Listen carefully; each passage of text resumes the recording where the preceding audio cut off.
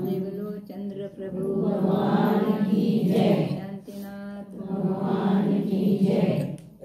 पार्श्वनाथ भगवान की जय। अंतिम दिन शासन नायक महावीर भगवान की जय। 24 भगवान की जय। सिद्धांत शास्त्र की जय। चारित्र चक्रवर्ती महाराज की जय। संत शिरोमणी आचार्य विद्यासागर महाराज की जय। शांत मूर्ति वात्सल्य रत्नाकर आचार्य सरस्वती सागर महाराज की जय। बालयोगी वाणीभूषण आचार्य शीतल सागर महाराज की जय। परमो धर्म की जय। जैन धर्म की जय। विश्व धर्म की जय। महाराज की जय।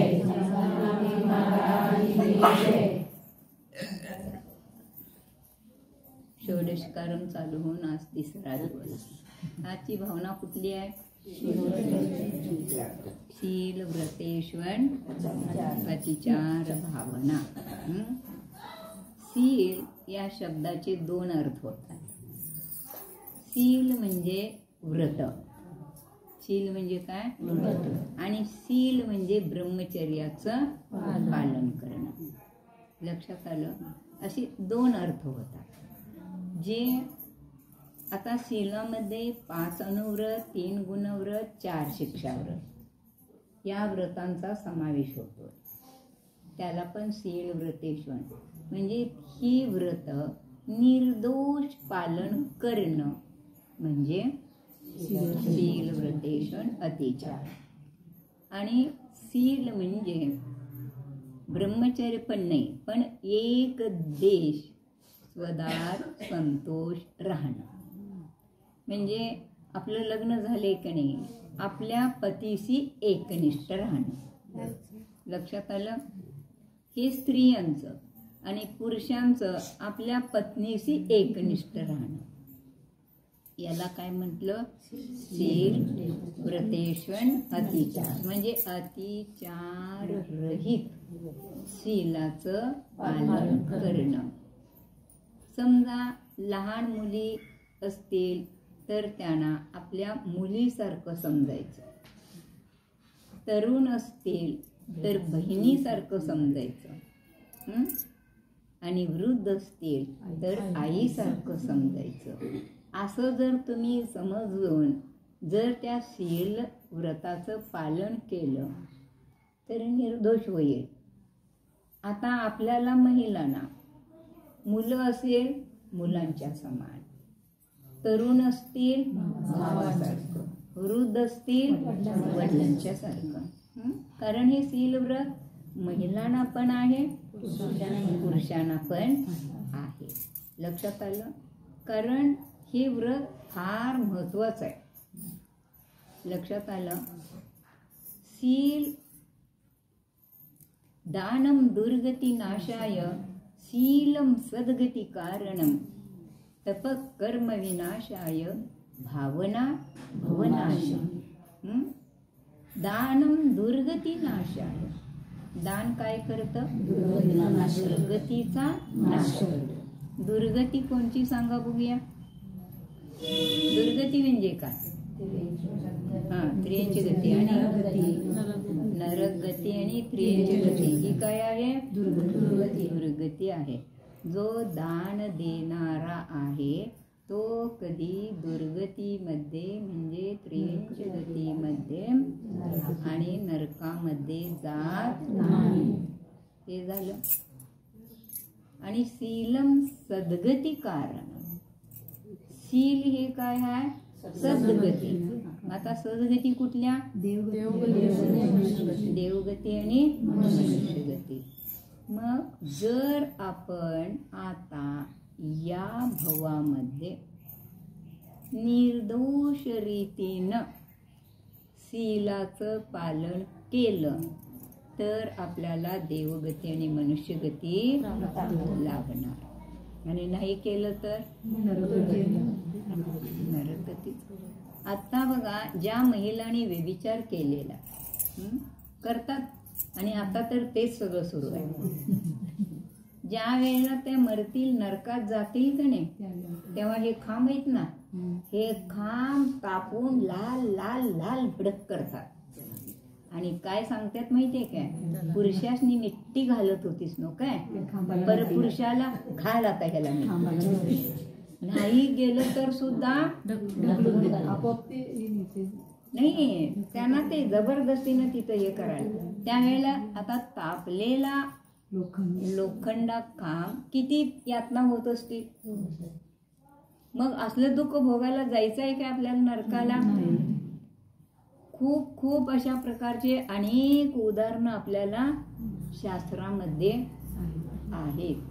म्हणून शीलाचं पालन अतिशय सुंदर रीतीनं म्हणजे निर्दोष रीतीनं पालन करायचं. आपल्यामध्ये सरस्वती आजी होत्या का नाही, आठवते कमतेच्या, त्या कायम म्हणणार शीलवंद भंगार शिडीन, शीलवंद भंगार कडगाण, शील कडगा मुरीत आहेत अंध्र बेडगाण, शीलवंद भंगार शिडीन. काय म्हणत होती, शील हे सोन्याची शिडी आहे आणि शील हे सोन्याचं एक कडगा म्हणजे कंकण आहे. ज्यांनी शील रूपी कंकण बांधलेलं आहे ते कधीही कुठेही शील भ्रष्ट होत नाही. पण जर शील भ्रष्ट झालं, कडगा मुरीत आहेत अंध्र बडगाण,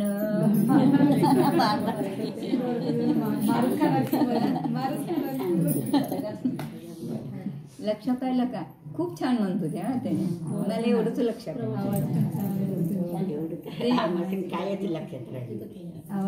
काय नसतं, जय जय करायचं एवढं घरात भरून सामान आणायचं, पाटावर टाकायचं, स्वा स्वा म्हणायचं आणि घरला जायचं. आजपर्यंत हेच केलं. पण आता मी तसं तुम्हाला करूच देणार नाही. इथं आलोय म्हणजे बडगा घेऊनच आलो, बडगा घेऊनच आलो.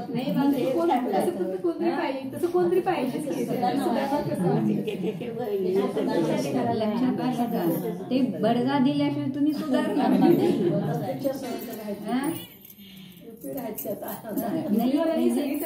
सगळे हे बघा आजपर्यंत काय होते माहितीये का, आपल्याला काय कळत नाही. ह्यानी रूपी घेतलं म्हणून ह्यानी घेतलं, ह्यानी घेतलं म्हणून ह्यानी घेतलं, ह्यानी घेतलं म्हणून ह्यानी घेतलं. परंपरा त्यांच्याबरोबर माझं पुढे ते परंपरा चालवली आम्ही. आम्ही सुरू केलेली, सुरू केली परंपरा. पहिलं दशलक्ष चोरेशकार या गावात नव्हतं. मग एक 7 बायका तयार झाल्या. ते बेले काकीने काय केलं, एक 5-6 बायका आणि ही एक 7वी, 7 बायकांच्या वर दशलक्षण सुरू झालं. दशलक्ष पण नव्हतं या गावात, पहिला नव्हतं पूर्वी. षोडशकारण नंतर. पण नेमू डॉक्टरांच्या एक मिसेस आणि जयवंती अक्का त्या एक आणि कोण असं 6 ते 7 बायकांच्या वर. त्यावेळेला हा हौशक्का, सोनाबाई, चंपाबाई या सगळ्या तिच्या मैत्रिणी. मग इथं काय केलं, सुरू केलं. पंडित मामा म्हणायला लागले एवढ्या लोकांच्या वर मी काय वाचणार नाही. खरं आहे, देवी सगळं आणि सगळं जास्त घेतात ना. तर तुम्ही वाचायला सुरुवात करा, तुम्ही सुरुवात करा, बाकीचं माझी पोरगी वाचते. सांगितलं त्याने. मग सगळं काय केलं, सुरुवात केली. पण चंदाप्पा पंडित होते, हुशार होते, ज्ञानी होते. सगळं कम्प्लीट नवदेवतापर्यंत पूजा घेणार. त्यांनी गेलं की मी आपलं पुढचं दशलक्षण आणि दशलक्षणच तेवढं पहिल्यांदा घेतलं. आणि मग दशलक्षण षोडशकारण म्हटल्यावर कोणच तयार होईना. दशलक्षण 10 वर्ष पूर्ण केलं, उद्यापन केलं, पण त्या बेलेकाकीला वाटायला लागलं षोडशकारण राहिलं. मग आणि त्याच पण काय झालं माहितीये काय, हिथं आम्ही जे वाचत होतो माईकवरच वाचत होतो ताई. आणि ते माईकचं जिथं जिथं आवाज जात होत्या तिथल्या सगळ्या बायका ऐकून मंदिरात काय तर चांगलं चाललंय, मंदिरात काय तर चांगलं चाललंय म्हणून हळू हळू संख्या वाढत वाढत वाढत 100 वर गेली. शेवटी हे बी फुल्ल व्हायचं आणि जागा नसायची दर्शन करायला बाहेरची आली की. लक्षात आलं का, इतकं सुंदर आणि प्रभावना पण खूप झाली. आणि तेव्हापासून जे सुरू आहे ते आज तागायत सुरू आहे. मग सोडस करणं रोकडीच्या बायका येत होत्या ना माताची, रोकडे सोडस करणं येत म्हणून काय ते माझ्या एवढं काही लक्षात नाही. मी ताण्यात 1 वर्ष कारण ह्यानी धारणी पारणी करत होते. मग स्वयंपाक करायला आम्ही येत होतो. नंतर सुना आल्या सोडा, पण त्याच्या अगोदर आम्हाला यावंच लागत होतं. मग घरातलं सगळं आवरायचं आणि सगळी तयारी करून ठेवायचं. दशलक्षण षोडशकारण वाचायचं, त्यांचं सगळे जप आरती विसर्जन करूपर्यंत जाऊन स्वयंपाक करून ताट पाट घालून जेवायला वाढायचं. एवढं सगळे केले बरं काय, पूर्वी केलंय. आणि त्याचं पुण्य असं मला ऐकतं मिळालं. मी जेव्हा नोपी घेतल्या तेव्हा मला भाऊजाई आल्या, भावांचं लग्न झाले. मग मी जेव्हा नोपी घेतली तेव्हा त्यांनी आला का नाही, मी आपलं ऐकतं जाऊन जेवत होते. जेवण करावं, माझ्या भाऊजाईने मला जेवण करून घातलं बरं काय. खूप छान लक्षात आलं. म्हणजे काय असतंय, पहिला पेरायला लागते मग उगवतंय. हो, आम्ही पेरणारच नाही आणि आम्हाला पुण्य पाहिजे. कसं मिळणार बाळानो, पहिला पेरलं पाहिजे. आणि जे आपण देतो तेच आपण घेत असतो. ताईंनी सांगितलं नाही काय, दानाच्या वेळेला जे आपण देतो तेच आपण घ्यायचं असतं. मग आपण दिलं दुसऱ्यांना तर आपल्याला आपोआपच मिळते. लक्षात आलं काय, यात काही जास्त शंका करून, शंकाच नाही पण काय आहे, आपली श्रद्धाच धर्मावर, श्रद्धाच नाही. मंदिरला पैसे गेले की फुकट गेले वाटतंय की नाही. नाही तसं पुष्कळ लोक आहेत. सामुदायिक आपण कुणावर काय हे करत नाही, पण जेवढं दान कराल तेवढं दुर्गतीचा नाश होतोय. आणि शीलाचं पालन केलं तर सद्गती होते. लक्षात आलं. कारण शील काय आहे, अत्यंत महत्वाचं आहे. आता यात काय सांगतात बघा, शील म्हणजे मन, मन वचन कायेची जी निर्दोष प्रवृत्ती तिला शील व्रतेषण अतिचार भावना म्हणतात. मन वचन कायेची निर्दोष प्रवृत्ती, मनामध्ये वचनामध्ये कायेमध्ये कोणाचाही कशाचाही वक्र स्वभाव नाही. शील म्हणजे आत्म्याचा स्वभाव. काय सांगायला लागले, आत्म्याचा स्वभाव. या आत्मस्वभावाचा नाश करणारी हिंसादिक 5 पात्ये आहेत. कशाचा, या कशाचा, आत्मस्वभावाचा नाश करणारी हिंसादिक 5 पाप आहेत. त्यात कामसेवन म्हणून जे एक पाप आहे ते हिंसादिक सर्व पापांना वाढविणारे आहे. आता कामसेवन हे एक पाप आहे. कारण काय सांगितलं, हे सर्व पापांना वाढवणारं पाप आहे. का सांगितले माहितीये का? एक वेळेला म्हणजे लाभ सोडून सांगतो बरं का, एका वेळेला स्त्री पुरुषांचा समागम झाला तर 9 लाख जीवाची हिंसा होते. किती? 9 लाख जीवांची हिंसा होते. किती पाप झाले? हिंसा बर काय? 9 लाख जीवांची हिंसा होते. मग आपण जीवनात किती हिंसा केली? काय माप आहे का? अनेक जीवांची हिंसा झाली. किती हिंसा केली? म्हणून हे काय आहे? सर्व पापांना वाढवणारे आहे. लक्षात आलं? शील दुर्गतीच्या दुःखाचे हरण करणारे आहे. आपल्याला दुर्गतीत जायचं नसेल तर शीलाचं पालन करा. स्वर्गाधिक शुभगतीला कारक आहे. स्वर्गाला शुभगतीला कारण आहे. तप, व्रत, संयम ह्यांचा प्राण आहे.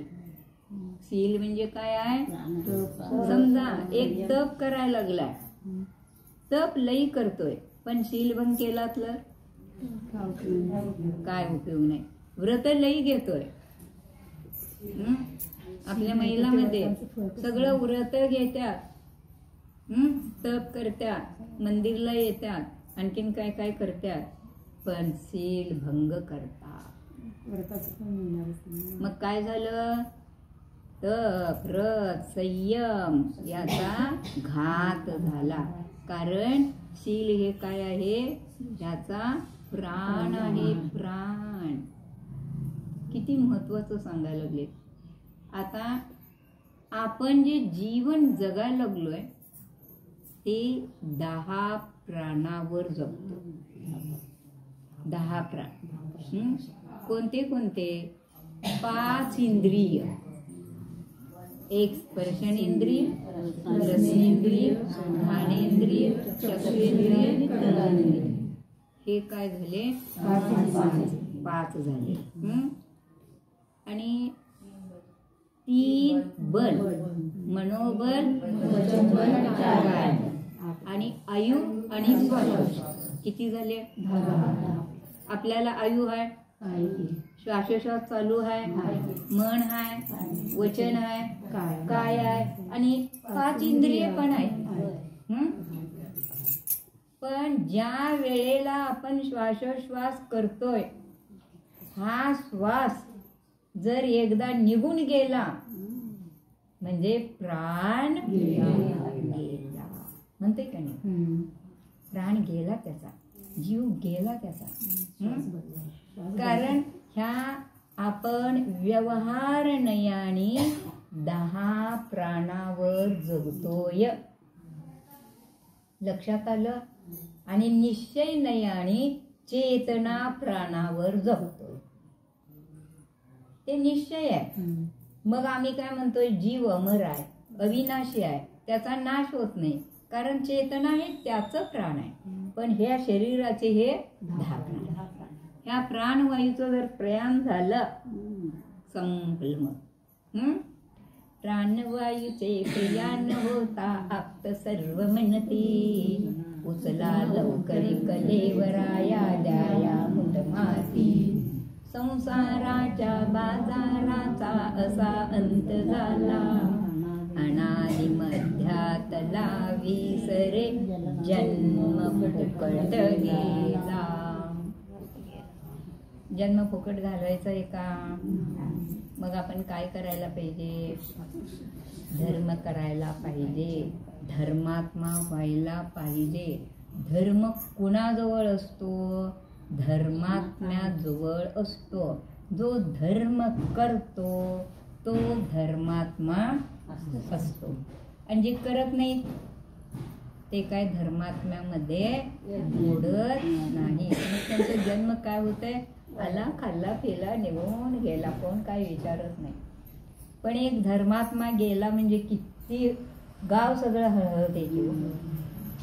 एखादा धर्मात्मा जीव गेला तर संबंध गाव सगळं हळहळते, पण रोज मरणाऱ्याला कोण हळहळत? म्हणून धर्मात्मा होणं, जो धर्म करतोय, ज्याच्या जवळ धर्म आहे तो धर्मात्मा आहे. धर्म कुठे? ह्या भिंतीत, ह्या मंदिरात, काय कुणाजवळ आहे? धर्म आत्म्याजवळ आहे. जो आत्मा धर्म करतो तोच धर्मात्मा. मग प्रत्येकाने धर्मात्मा पाहायला पाहिजे काय नको? जर धर्मात्मा झालो तर आपल्याला सद्गती कारणम. लक्षात आलं? सद्गती आपल्याला मिळणार आहे. आता धर्मात्मा व्हायचं म्हणजे काय करायचं? देवपूजा, गुरुपासी, स्वाध्याय, संयम, तप, ह्या 6 गोष्टी श्रावक श्राविकांच्या साठी भगवान महावीरांनी सांगितलेले आहेत. पण यातलं आपण किती करतो? किती करताय सांगा? काय सांगितलं? ह्या 6 दिने दिने देवपूजा, गुरुपास्ती, स्वाध्याय, संयम, तपा, दानं चेती, गृहस्थानां, षट्क्रियानी दिने दिने. या 6 क्रिया दररोज व्हायला पाहिजे. पण आम्ही करतोय काय? काय काय करताय एवढं सांगा? काय काय करताय सांगा की? कोण कोण काय करताय एवढं सांगा. मग काय राहिलं ते कसं करायचं ते सांगतो. देवपूजा, स्वाध्याय, गुरुपती गुरु असतील. देवपूजा सगळेजण अष्टक करताय दररोज. तुम्ही करताय त्यांचं मला नको आहे. कोण करत नाही? जे करत नाहीत ना त्यांना मी विचारायला लागले, करताय काय? नाही. मग पहिला आवश्यक क्रिया गेली. गुरुपास्ती म्हणजे ज्या वेळेला गावामध्ये गुरु येतील, मग मुनी येऊ देत, आरिका येऊ देत, क्षुल्लक, क्षुल्लिका, ब्रह्मचारी, कोण पण येऊ देत. गुरुपास्ती करायचं म्हणजे काय करायचं? गुरूंची सेवा करायची म्हणजे काय हात दाबायचं? त्यांची आहाराची व्यवस्था, निहाराची व्यवस्था, विहाराची व्यवस्था, आजारी असतील तर औषध उपचार करणं, वयावृत करणं, हे सगळं काय आहे? गुरुपास्ती. पण गावात गुरु आले तर, नाही आले तर जवळपास असले तर आपल्या जाऊन आपण काय देत नाही ग बस. गावातल्या गावात येत नाही का? परगावला जाऊन एवढं आता धर्म राहिला नाही. पूर्वीचे लोक करत होते पण आता एवढा धर्म राहिलेला नाही. तरी पण तुम्ही वैरागी नंदी महाराजांचा 2 वेळा शिखरजी आणि 1 वेळा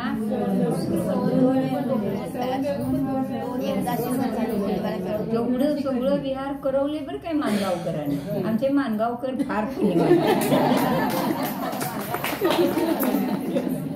खरंच की. आणि त्यांचा संघ किती मोठा हो. पहिला 6 जणच होते, नंतर वाढले. पण किती मोठ्या संघाला एवढं तिकडे न्यायचं, त्यांची सेवा करायचं, त्यांचा आहार करायचं, काय काय. आणि विहारामध्ये किती मजा असते. मजा असते. आम्ही पहिल्यांदा फलटण होऊन कुठे गेलो? मांगी. 25 माणसं होती आमच्या बरोबर. खूप छान. अगदी आहार करणारे वेगळे, चालणारे वेगळे, पुढचं सगळं बघणारे वेगळे, पुरुष वेगळे, स्त्रिया वेगळ्या, सगळंच. आणि आहार झालं आमचं सामायिक खूप रेन. त्यांनी काय करणार? सगळं घेणार. आणि सगळं जेवण बिवण झालं आमचं. आणि 4ला आमचा विहार सुरू झाला.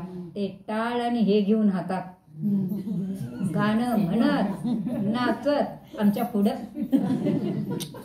असा विहार करवलाय आमचा फलटणकरांनी. खूप छान.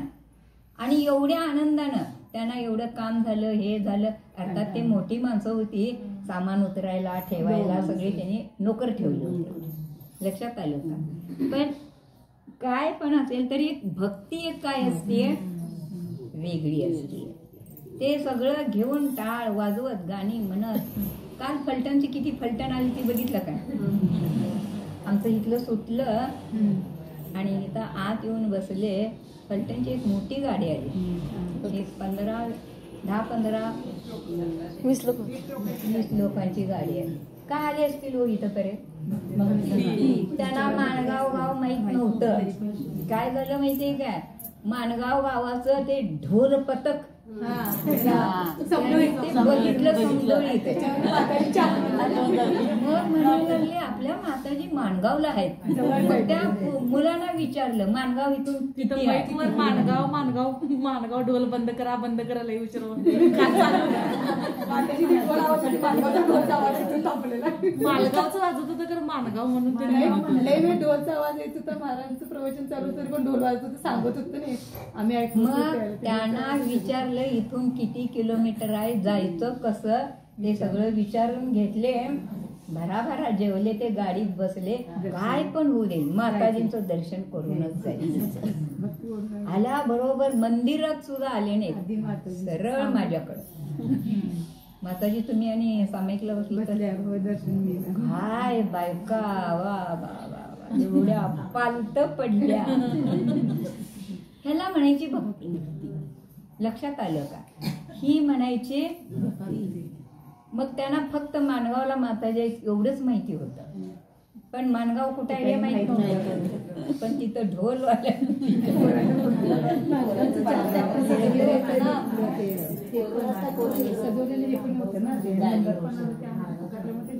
तर गुरुपास्ती म्हणजे हे गावात आहेत म्हणून कोण बी करतील हो.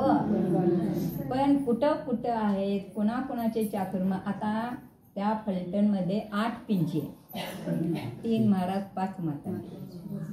तरी सुद्धा हुडकत आले की नाही. तिथं आम्ही सिद्धचक्र विधान घेतलं होतं शेवटच्या ह्याच्यामध्ये. आणि संगीतकार नाही, दुसरं कोण नाही, आम्हीच वाचत होतो. त्यावेळेस जर बल पण होतं, आता बल कमी झाले. लक्षात आलं का? आम्हीच वाचत होतो. आणि आता तुम्ही सगळं गप बसताय, असं नाही बसायचं. दीदीनी 2 वळी म्हणायचं, तुम्ही 2 वळी. लक्षात आलं का? तुम्हाला उच्चार करायला तुम्हाला यायला पाहिजे.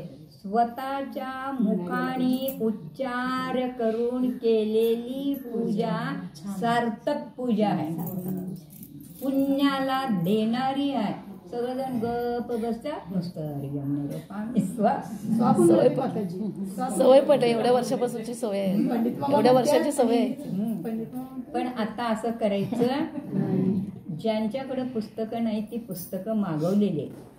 पूर्वीच्या पुस्तकामध्ये सगळी अष्टकं नाही, फक्त षोडशकारांचं एक मुख्य आहे आणि एक जयमाला, बाकी काय नाही.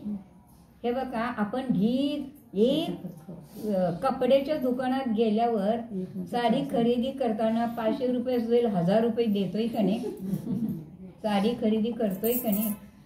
तसं एक पुस्तक खरेदी करा, भले तुमच्या घरी असले तरी. कारण ह्यामध्ये सगळी व्रत आहेत. दशलक्षण आहे, षोडशकारण आहे, सुगंधस्मी आहे, रत्नत्रय आहे, पंचमेरू आहे, सगळ्यांच्या असतात.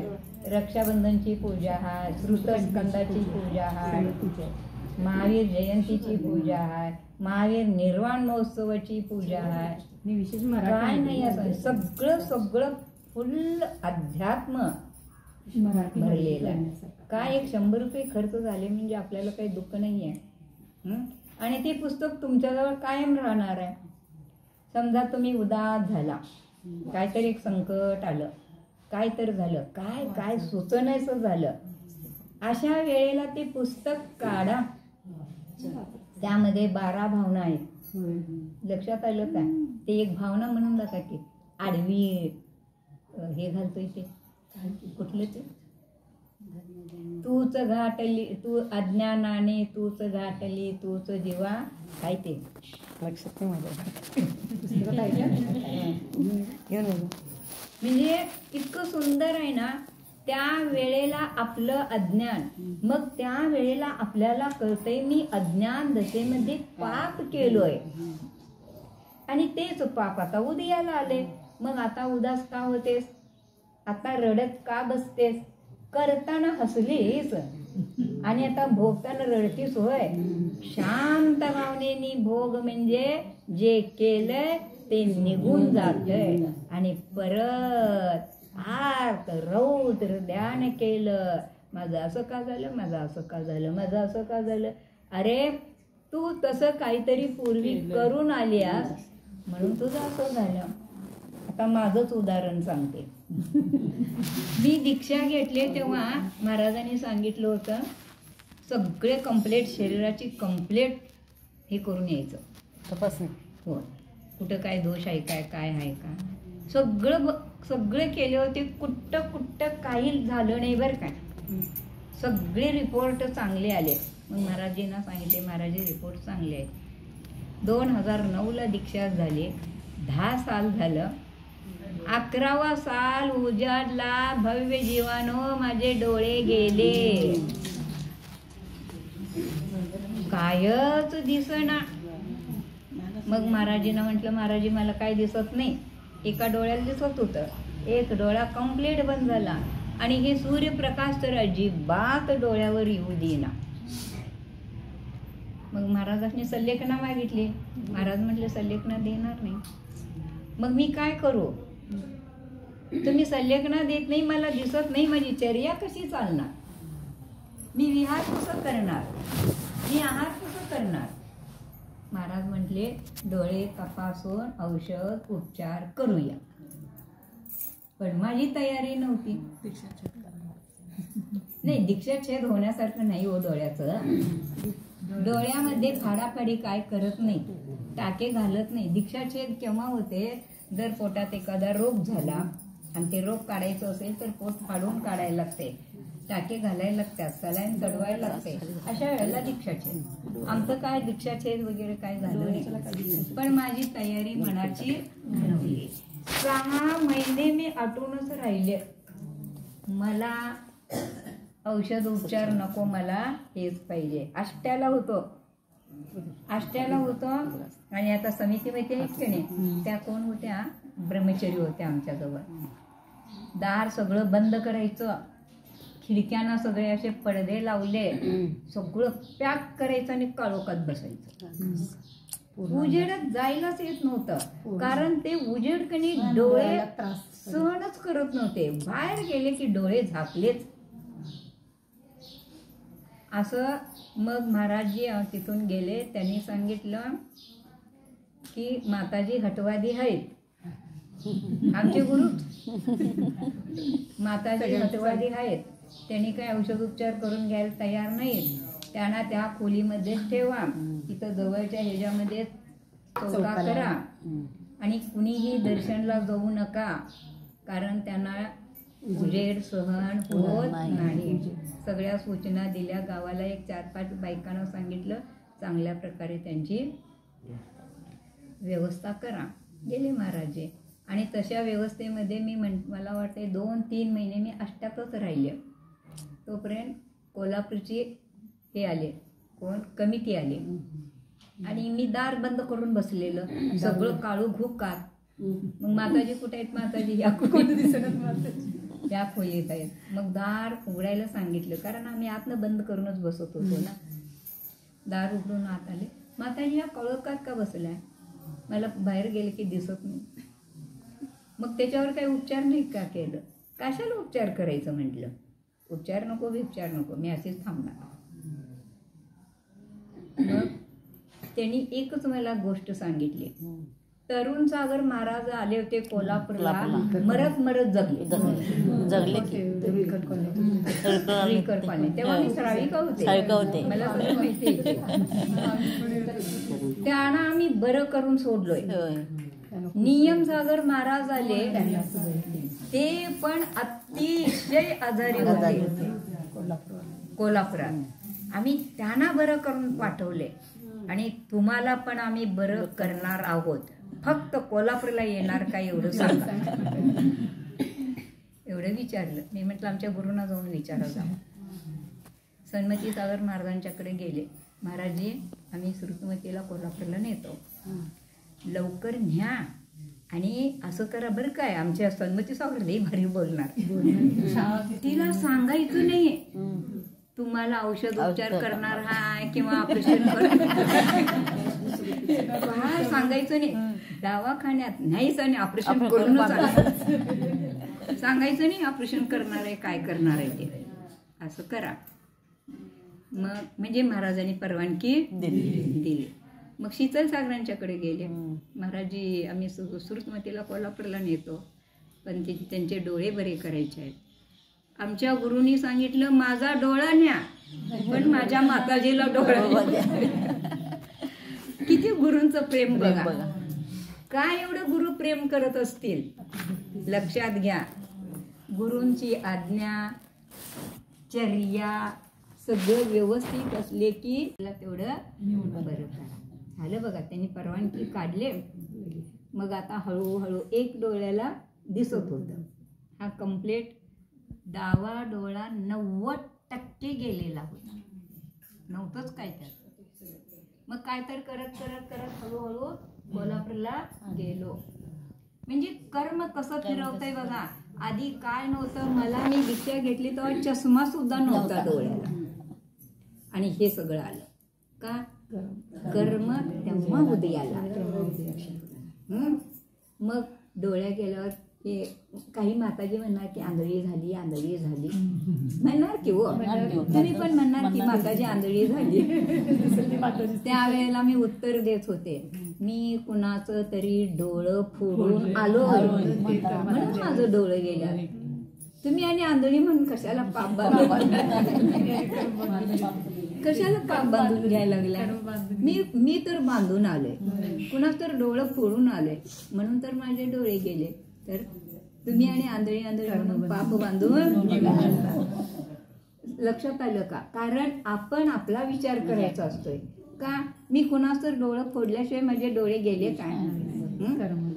कारण अज्ञान अवस्थेमध्ये काय करतोय. ती लहान लहान मुलं त्यात बघा, चिमणीची पिल्लं खाली बसली की घेऊन टूस टूस टोचतात का नाही. तसं काय तर करून आलो. काय केलंय माहिती काय. मग काय तर करून हळूहळू आम्ही त्याला आलो. पण महाराजांनी सांगितलं होतं सांगायचं नाही, फक्त दाखवायला नेतो चला म्हटले. गेलं, दाखवलं, तपासणी झाली. डॉक्टर म्हटले 90% डोळा गेलेला आहे, ऑपरेशन करून काही उपयोग होणार नाही. पण कमिटीवालेमध्ये कोण प्रवीण जिरे खूप करतात, फार धर्मात माझे. त्यांनी काय म्हटले, हे बघा डॉक्टर, बरं होऊ देईल न बरं होऊ देईल, आमच्या गुरुमाताजी आहेत, आपण एक पुरुषार्थ करायचा आहे, बघायचं आमचं पुण्य काय आहे त्यांचं पुण्य काय. तुम्ही ऑपरेशन करा. डॉक्टर ऑपरेशन करायलाच तयार नव्हते. काय होणार नाही हो, हे 90% डोळा गेला आणि आता काय येणार आहे ते. मग तिथल्या महिला मंडळीने, गावातल्या लोकांनी, मंदिरातल्या लोकांनी माताजींचा डोळा येऊ देल, त्यांना दिसू देल. मंदिरात इकडं तिकडं सगळीकडे जग सुरू झालं. पुण्याचा उदय असतो. आणि काय तर होऊन ऑपरेशन झालं. मग दुसऱ्या दिवशी ते बघतात की ते बघितल्याबरोबर डॉक्टर एकदम आश्चर्यचकित झाले. हा म्हणायला लागले, हा काय प्रकार व्यवस्थित. आता काढा म्हटले, तुम्हाला दिसतंय की नाही बघा म्हटलं. दुसलंच मला.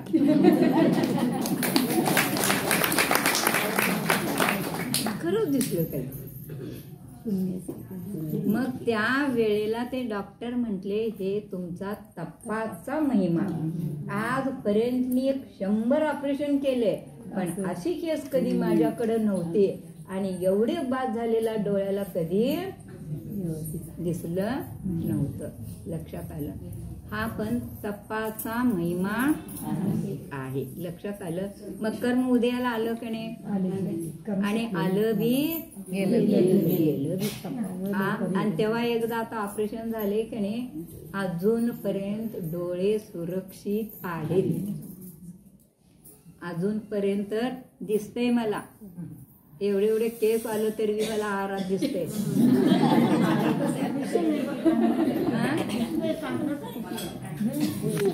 म्हणजे कर्म आलं पण कर्म हे येत. लक्षात आलं तर कर्म येतंय. म्हणून आपण काय करा, शीलाचं वेळ झालेली आहे. एकत्व भावना आहे बघा. तुम्हीच म्हणा की तुमच्यावर सांगा. एकत्व म्हणजे काय बघा. तुला तुझ्या, हे बघा ऐका, तुला तुझ्यातच येण्या करिता कोण रोकते सांग जीवा. तुला तुझ्यातील सौख्य भोगण्या कोण रोकते सांग जीवा. तूच घातली अज्ञानाची भिंत वाकडी तुझ्या पुढे. कशाची? अज्ञानाची. तूच घातली अज्ञानाची भिंत वाकडी तुझ्या पुढे. अपार फिरला जन्मोजन्मी सौख्य शोधण्या चोहीकडे. तूच तुझा रेस का सोबती मात पिता तुझ कोण किती. तेजपुंज हे सत्य जीवा तू एकच फिरसी चतुर्गती. घाललात अनपाड भिंत ती. काय म्हणतात बघा. घाललात अनपाड भिंत ती अज्ञानाची ज्ञानाने. सावध होये वेड्या जीवा. तुझ्याच घरी तू मानाने. तुझ्या घरामध्ये तू मानाने. असं हे 12 भावनाचं खूप छान आहे. हे एकच तुम्हाला म्हणून दाखवले मी. लक्षात आलं. जरी तुम्हाला उदासी आली, दुःख झालं, त्रास झाले, कष्ट झालं, काय समजना, हे 12 भावनाचं यातलं काढायचं आणि वाचत बसायचं. हळूहळू दुःख, शोक, क्लेश, सगळं उदासी सगळी निघून जाते. जय बोलो चंद्रप्रभू. ते विजया राणीचे आणि विजया